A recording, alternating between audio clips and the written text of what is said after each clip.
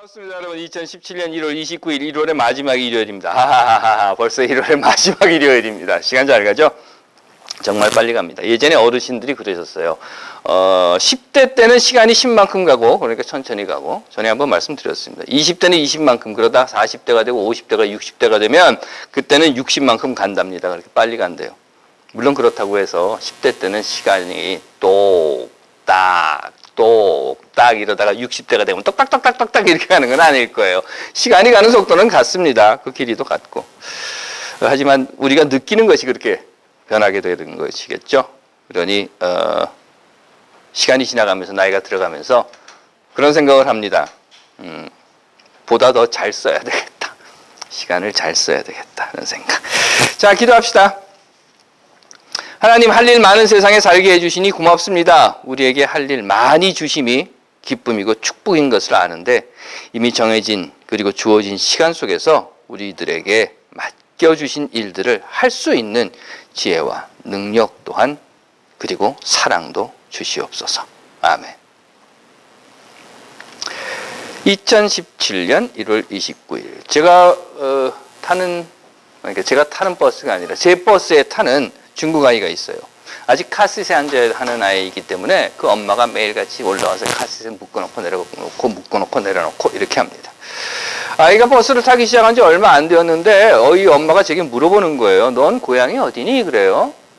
젊은 엄마인데. 그래서 제가 서울이야. 그랬더니 이 엄마가 깜짝 놀라면서 서울에도 그렇게 중국 사람들이 많이 사니? 그러는 거예요. 그 엄마가 지난 금요일에는 그러더라고요. 너희도 그 루나 뉴이어 지키지? 그래요. 그래서 그렇다. 그랬더니 그래, 우리도 루나 뉴이어 지킨다. 그러더라고요. 그럼 당연히 그 중국 사람들이 우리보다 훨씬 더 그 음력설에 대해서는 노는데 정신없이 놀죠. 그래서 제가 그랬습니다. 그래, 맞아. 내가 니네들 하는 인사를 할게. 공시빠짜이. 그랬더니 막 좋아하고 웃더라고요. 공시빠짜이 그래요. 이게 뭔가 하면 우리말로 쓰면, 그러니까 우리가 읽는 한문으로 읽으면 공희발제예요. 그래서 섬긴다라고 하는 공자에다가 기쁘다고 하는 희자, 그리고 일어난다고 하는 발자, 그리고 재물이라고 하는 재자입니다. 간단히 말해서 기쁨 많이 생기고 그리고 돈 많이 벌어라 하는 겁니다. 우리나 다 똑같은 그런 식의 인사를 하는 것 같아요. 우리도 그러잖아요. 복 많이 받으세요. 새해 복 많이 받으세요 하는 이야기가 그냥 복이라고 하는 것만 주는 것이 아니라 복 많이 받으면 건강도 줘야 하는 거고 복 많이 받으면 돈도 많이 벌어야 하고 하는 것, 그런 것 아니겠습니까? 그렇게 보면요, 아무래도 아시아인들에게 있어서는 음력설이 더 와닿는 듯해요. 뭐 페이스북이나 또는 SNS 같은 걸 보면요, 1월 1일 뭐 별 말들이 없더니 음력설 되니까 뭐 시댁을 가네, 친정을 가네, 뭐 어떻게 되네, 뭐 제사 음식을 어떻게 해야 되고 누가 해야 되고 뭐 이런 것들이 많이 떠돌아다니더라고요. 여하튼간에 양력설이든 음력설이든 새해가 두 번 있다라고 하는 것이 그리 나쁘진 않은 것 같아요. 왜냐하면 자, 1월 1일 새해다. 그리고 한 달쯤 살아보는 거예요. 살아보고 난 다음에 해보니까 잘 안 될 것 같아. 그러면 음력설 새해다. 그리고 싹 바꿔버리는 거죠. 그러면서 자, 이제 다시 시작이다. 이러는 겁니다. 그래서 새해 복 많이 받으십시오 하고 두 번째 인사를 또 하게 됩니다. 복이요? 복 좋죠? 안 그렇습니까? 복 받으라고 하는 것, 복 받지 마라 하는 것보다 좋죠. 그래서 중국 사람들 같은 경우는 보면은요, 복자를 이렇게 뒤집어서 딱 걸어놔요. 거꾸로. 이유는 뭔가 하면 이런 겁니다. 복이 막 쏟아지라고. 보신 분들 계실 거예요. 우리도 왜 복졸이라고 하는 거 있지 않습니까? 그렇죠? 이렇게 돌 골라내듯이 복을 골라내라고. 제가 예전에 월남 중구에 가보니까요, 거기는 음력설에 집 앞에 모두 다 그 베트남 사람들 쓰는 모자 있잖아요. 그 모자를 다 거꾸로 이렇게 집 앞에 쭉 놔뒀더라고요. 그래서 뭐냐 그랬더니 복 받으려고 그러는 거예요. 복 떨어지면 그 모자에 이렇게 담기다가. 복 좋아합니다. 누구나 다 좋아합니다. 그렇다면 그 복을 어떻게 받을까 하는 거예요. 예수가 이런 말을 했다고 해요. 이게 요한복음서에 나오는 말인데 나는 포도나무고 너희는 가지다. 이런 거예요. 그래서 포도나무가 어떻게 생겼는지 여러분들 아시죠? 포도나무는 굵은 기둥이 있고요. 그리고 거기에서 이제 이렇게 넝쿨들이 막 나옵니다. 그래서 그 넝쿨 끝에 새로 나온 가지에 포도가 이렇게 달려요. 그래서 포도나무는 계속 그 가지치기를 해주잖아요. 이렇게 맺히는 그 열매라고 하는 겁니다.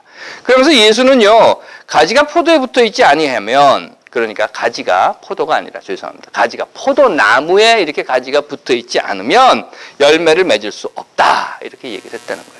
그러면서 너희도 이런 것처럼 내 안에 있지 않으면, 그러니까 예수에게 나에게 붙어 있지 않으면 열매를 맺지 못한다라고 말했답니다. 그리고 이어서 또 이런 이야기도 했다고 해요. 너희가 내 안에 거하고 내 말이 너희 안에 거하면 무엇이든지 원하는 대로 구하라. 그러면 이루어지리라 라고 했다는 겁니다. 즉 예수가 내가 포도나무고 내 포도나무에 붙어있는 너희들은 가지인데 나에게만 잘 붙어 있으면 그러면 너희들이 구하는 대로 무엇이든지 다 얻을 수 있다 라고 했다는 거예요.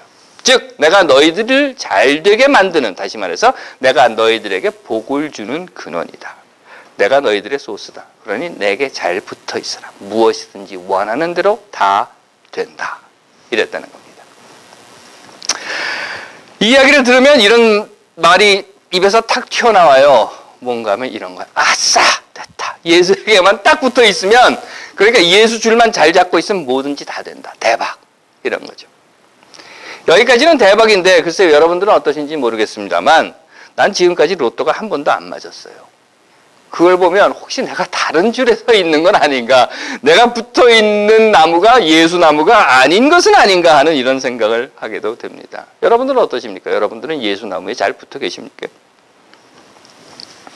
어제 토요일, 정확하게는요, 어제 토요일 새벽에 이란에서 미국으로 입국하려던 이란 사람 두 사람이 JFK 공항에 억류되는 사건이 벌어졌습니다.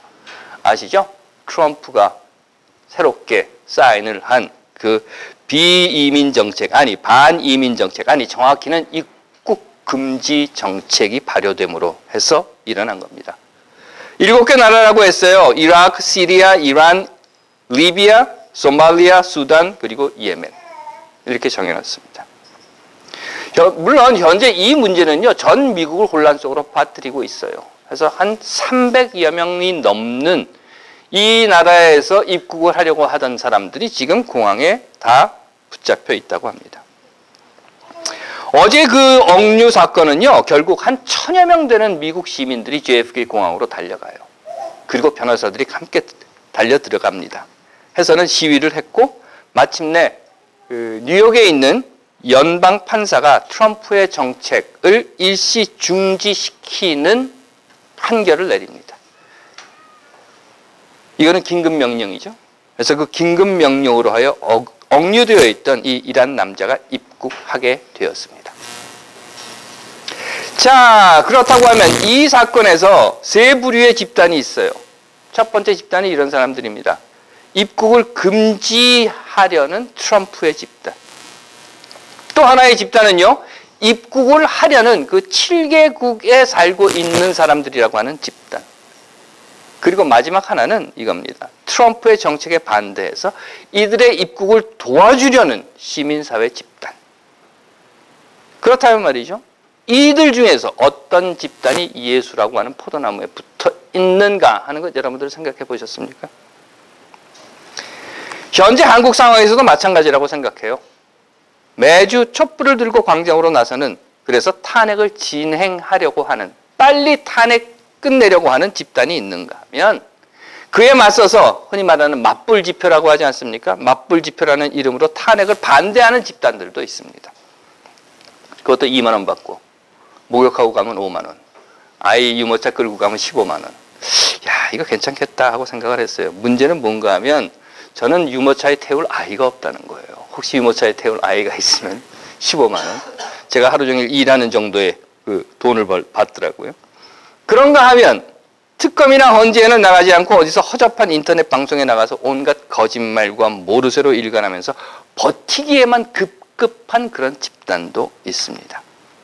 물론 이 집단들 사이에서 어떻게 하든 권력에 부역하면서 지금이 기회다, 아니 지금이 위기다, 아니 지금이 기회다, 아니 위기가 기회다 그러면서 어떻게 하든 자기 주머니에 뭔가 챙겨넣기에 혈안된 집단들도 있습니다. 그렇다고 하면 이들 중에 어떤 집단이 예수라는 포도나무에 붙어있는 집단인가 생각해 보셨습니까? 저는 이 질문에서 이 집단이다 또는 저 집단이다 라고 대답하기보다는 포도나무를 다시 한번 보고 싶었어요. 포도나무를 한번 봅시다. 포도나무가 있잖아요. 나무. 그리고 이렇게 가지가 나와 있고. 이건 겉으로 보이는 겁니다. 하지만 이 겉으로 보이는 포도나무를 지키고 양분을 공급하며 땅을 움켜쥐고 흔들리지 않고 쓰러지지 않게 해주는 뿌리라고 하는 게 있습니다. 포도나무에 뿌리가 없으면 이 포도나무는 죽고 말아요. 뿌리가 없으면 말라 죽고 맙니다. 그렇다고 하면 그 포도나무의 뿌리는 무엇입니까? 아니, 저는 이 포도나무의 뿌리를 우리의 삶에 가지고 오고 싶습니다. 그렇다고 하면 우리의 삶에 있어서 뿌리는 뭡니까? 전 이런 생각을 했어요. 그 뿌리라고 하는 것은 확신과 신념이다. 확신과 신념이라고 하는 뿌리가 우리가 살고 있는 이 세상, 이 사회에 땅을 움켜쥐고 양분을 공급하며 흔들리지 않게, 쓰러지지 않게 나무를 붙들어 주기 때문에 우리가 서 있을 수 있다. 일제에게 나라를 빼앗겼을 때 외로운 광야에서 차가운 형무소 바닥에서 자신들의 목숨을 바쳐가면서 독립과 해방을 위해 일제에게 저항했던 그 신념과 확신. 군사독재 정권 하에서 뜨거운 거리에서 어두운 고문실에서 자유와 민주를 위해 자신의 삶을 태워버렸던 이들. 지금은 비록 일제에게 나라를 빼앗겼다 하더라도, 지금은 비록 독재 권력에게 짓밟히고 있다 하더라도 이 민족은 반드시 해방되고 독립을 맞을 것이며 이 나라는 반드시 민주주의를 되찾을 것이라고 믿었던, 아니 굳게 확신했던 그 신념. 그 뿌리가 있었기에 그분들이 바로 이 민족이라고 하는 땅을 움켜쥐고 국가라고 하는 나무, 아니 그 위에 서 있는 우리들에게 양분을 공급하여 주었기 때문에 대한민국의 국민들은 결코 쓰러지지 않고 말라버리지 않고 이렇게 살 수 있었다. 이렇게 서 있을 수 있었다라고 하는 것입니다. 또한 포도나무가 있어야 될 거 아닙니까? 뿌리만 있으면 뭐예요? 나무가 있어야죠.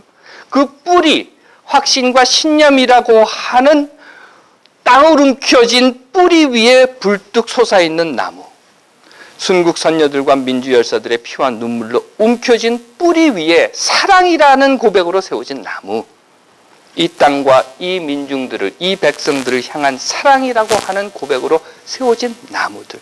해서 그 사랑의 고백이 2만 원을 안 줘도, 아니 내 주머니에서 20만 원을 꺼내 놓으면서까지 광장의 촛불로 나타나고, 그 사랑의 고백이 자유와 정의, 평등을 외치는 외침으로 나타나고, 그 사랑의 고백이 보이지 않는 뿌리의 신념과 확신으로 이미 그 땅을 움켜쥐고 있는 그 순국 선녀들과 민주투사들의 삶과 외침을 행동으로 드러내 보여주는 바로 우리 이 나무들이 있기 때문에 그 나무에 붙은 가지에서 모든 사람들이 스스로 생각하고 판단하고 행동할 수 있는 자유와 그 자유를 보장해주는 정의와 그리고 정의가 모든 이들에게 차별 없이 공평하게 적용되는 세상이라고 하는 평등, 사람이 사람답게 살 수 있는 세상이라는 열매가 맺어지게 되는 것이 아닌가 하는 생각을 했던 것입니다. 그렇다면 하나님께서 사랑하시는 여러분, 우리가 살아가는 이 세상에서 예수의 포도나무에 붙은 사람들은 누굽니까? 앞에서 말씀드렸어요. 예수에게만 딱 붙어 있으면, 그러니까 예수 줄만 잘 잡고 있으면 뭐든지 다 된다. 대박! 여기까지는 우리가 알아요. 그런데 그렇다면 예수의 포도나무에 붙은 사람들은 누구인가? 하나님께서 사랑하시는 여러분, 저는 이 질문에 또 다른 질문으로 대답을 드리고자 합니다. 그것은 예수의 포도나무에 붙은 사람들은 누구인가를 찾기 위해서 예수의 포도나무가 어디 있는가를 찾아 헤매고 있는 우리들의 삶 속에서 왜 여러분들은 포도나무가 되지 못하십니까? 라는 질문인 것입니다. 나는 복을 받아야 돼. 그러니까 어디에 예수라고 하는 포도나무가 있나? 거기에 쫓아가서 거기에 줄을 대야지 하는 생각보다는 청년 실업으로 자살률은 그침없이 계속 1위를 달리고 있는 노인들, 불과 2만 원에 길거리에 나서서 영혼도 외침도 없는, 그죠? 움직이지 못하는 군상 같은 그 노인들, 비정규직 800만, 그리고 실업자들, 그들을 향해서 자, 내가 여기 있다, 내가 포도나무다, 나에게 붙어라 라고는 왜 말 못해주는가?